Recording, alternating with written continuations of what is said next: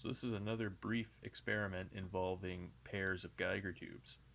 In the last video I mentioned that photoelectrons ejected by gamma rays can cross the windows of the two tubes and through the air gap between them, resulting in excess coincidence counts. So I just wanted to take you through the measurement that I made that suggests that to me. So briefly, I'm going to show you the construction of these tubes in a little bit more detail. So this is a broken one. I didn't break it. I actually bought a box of decrepit pancake tube related hardware on eBay some years ago, and it came with some punctured tubes and some wildly out of spec tubes and stuff. So I took this one apart and had a closer look inside.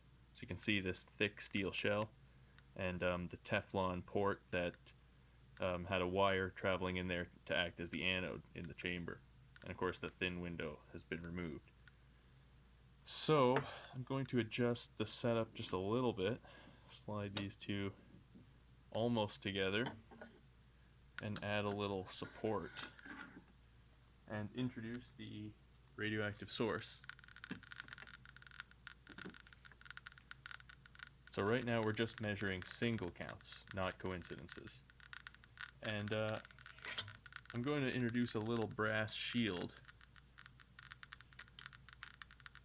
And we can see that there's little or no attenuation. And this is expected because there's already a much thicker piece of steel in between the source and the detection area of the tube.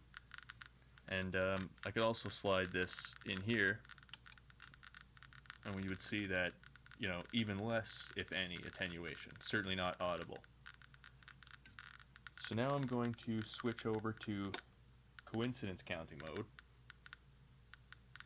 And as you can see, there are still excess counts, way higher than the cosmic background that I was measuring before.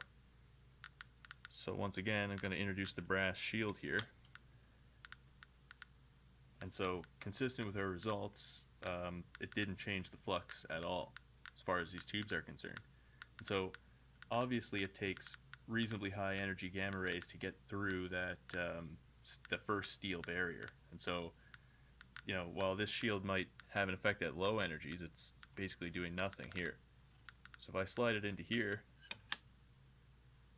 the counts are stopped dead pretty much. Now there's still cosmic ray muons and a slightly elevated count due to maybe Compton scattering or something.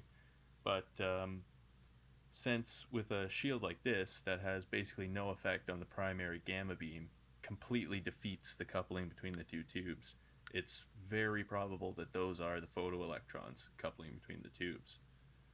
So that's the measurement. You can check the logic for yourself and let me know if I got it totally wrong. Thanks for watching.